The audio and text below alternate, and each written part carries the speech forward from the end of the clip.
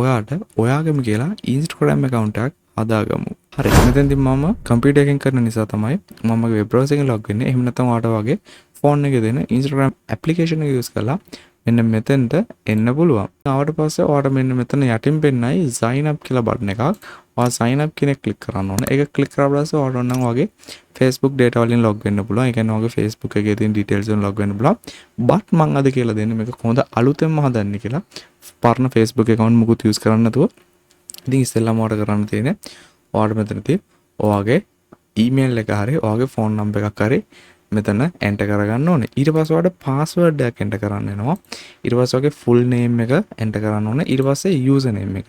user name එකෙන් තමයි Instagram එක ඇතුළත ඔයාගේ handle එක වගේ පෙන්වන්නේ. ඉතින් මේ ටික fill කරගන්න ඕන අපි ඉස්සෙල්ලාම. මොකදට user name එක automatically ඔයාට හම්බ වෙනවා. ඒ කියන්නේ automatically create වෙනවා ඔයාට available තියෙන user names.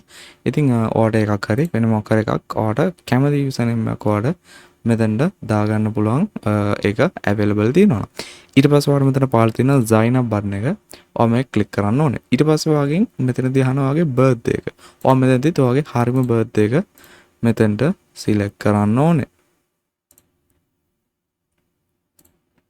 ඊට පස්සේ ඔයා මේක next දෙන්න.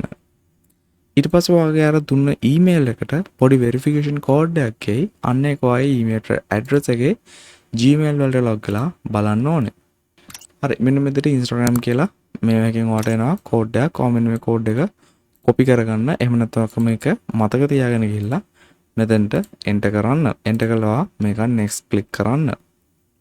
හරි. දැන් ඔයාගේ Instagram account එක create වෙලා ඉවරයි. ඔයා phone එකකින් නම් මේක කරේ. ඔයාට මෙතනින් හරි කිසි දෙයක් නැහැ. ඔයා desktop එකකින් නම් කරන්නේ. ඔයාට මෙන්න මෙතෙන්දී ඔයාගේ username password ගාලා log වෙන්න වෙනවා. මෙතෙන්දී save information කියන එක දෙන්න ඕනේ.